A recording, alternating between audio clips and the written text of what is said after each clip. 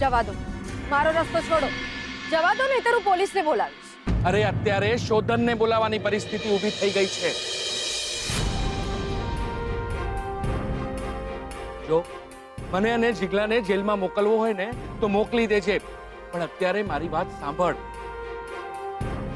તારા અને શોધનના છૂટાછેડાની તારીખ આવી ગઈ છે.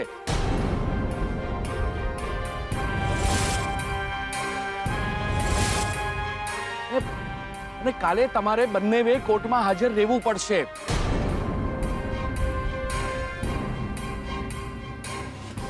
તારે મને અને જીગલાને ગોળી પણ મારવી હોય ને તો મારી દેજે, પણ પરમ દિવસે. કાલે તો કોર્ટમાં હાજર રહેવું જ પડશે, તારે અને શોધને પણ. પણ અહીંયા નથી, અમદાવાદ ગયા છે. અરે અમેરિકા પણ હોય તો હું શું કરી શકું? એને કોર્ટમાં તો હાજર રહેવું પડશે જ ને. અરે એને ફોન કરો, એને તાત્કાલિક બોલાવો. તમારે બંને કાલે બપોરના કોર્ટમાં હાજર રહેવું જ પડશે. હું શું કરું? હું એમને ફોન નહીં કરી શકું, કેમ કે શ્રુતિબેન એમની સાથે હશે. હે દેવી માં, હું શું કરું? સાચું કહું, મારી વાત માન, જીગલાની મદદ લે. એ મારે મન મરી ગયા છે. તો એ ભૂત થયો છે એમ માનીને મદદ લે, પણ મદદ લે, કારણ કે જીગલા સિવાય શોધનની સાથે કોઈ વાત કરી શકે એમ નથી.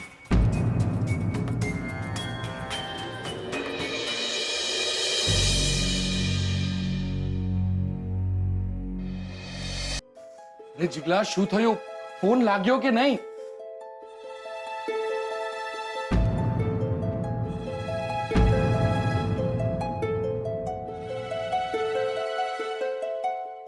ફોન નહીં લાગી રહ્યો શોધનનો.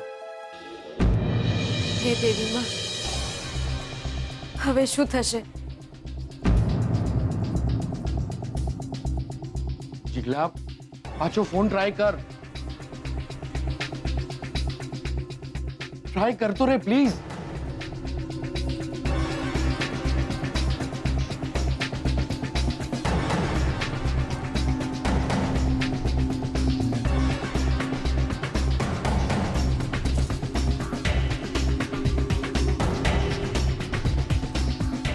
શોધનનો ફોન કવરેજ એરિયાની બહાર છે.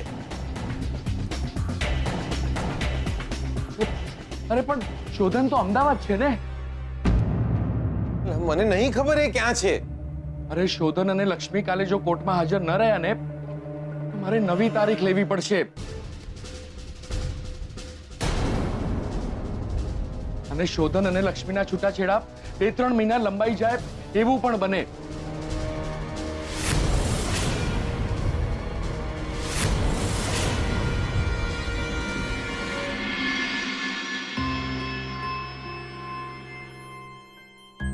શોધન એનો ફોન નહીં લાગી રહ્યો. શ્રુતિબેનને પ્રયત્ન કરો. હા, શ્રુતિ ભાભી જોડે જ વાત કરું છું.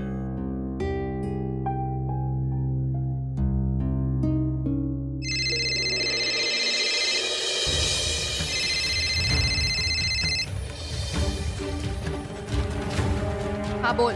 હા શ્રુતિ ભાભી, હા માફ કરજો, તમને આ ટાઈમે હેરાન કરું છું, પણ આ શોધનનો ફોન નહીં લાગી રહ્યો દિયોર. તો શું કામ છે તારે? તારી ગાય ગુજરી ગઈ છે, એના સમાચાર આપવા છે તારે એને? ભાભી, મારે કામ છે, એને એક મેસેજ આલવો હતો. શોધન બેંગ્લોર ગયો છે, એને કોઈ અર્જન્ટ મીટિંગ આવી ગઈ હતી એટલે. હું પણ એને હજુ સુધી નથી મળી, અને એ જ્યાં રહે છે ત્યાં નેટવર્ક પ્રોબ્લેમ છે, એટલે એનો ફોન નહીં લાગે. એ પરમ દિવસે અહીંયા અમદાવાદ આવવાનું છે, અને પછી જ અમે લોકો વડોદરા આવીશું. પણ ભાભી, મારે એને કોન્ટેક્ટ કરવો હતો, એક અર્જન્ટ મેસેજ આલવાનો હતો. જીગર, સોરી ટુ સે, પણ હું અહીંયા શોધનને મળવા આવી છું અને શોપિંગ કરવા આવી છું. કોઈ જ એમરજન્સી વિના મારે કોઈ જ ડિસ્ટર્બન્સ ના જોઈએ, અને તારી કોઈ જ વાતને હવે હું સિરિયસલી નહીં લઉં. સો શોધન ત્યાં આવી જાય પછી જ એને મળજે. બાય. ભાભીએ તો ફોન મેલી દીધો. શ્રુતિ ભાભીએ ફોન મેલી દીધો. તમે બી હવે છે ને છૂટાછેડાની વાત મેલી દો.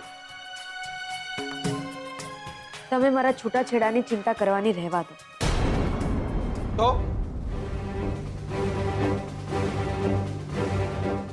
તમારા કંસમાં આવવાના છે તમારી ચિંતા કરવા માટે? મારા પર બહુ દાંત ચડી છે ને? એક કામ કરો, ખંચરી નાખો મને દિયોર.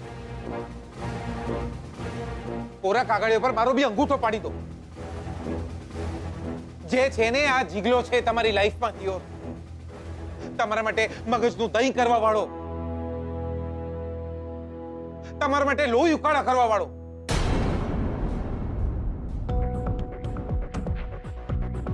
એટલે ઉઠાઈને નીકળી પડ્યા દિયોર શ્રુતિ ભાભીના ઘરે જવા.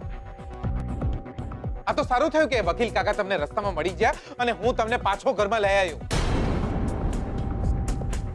તો શું થાત? શું થાત? તમે શ્રુતિ ભાભીના ઘરેથી કોર્ટમાં જવાના હતા દિયોર?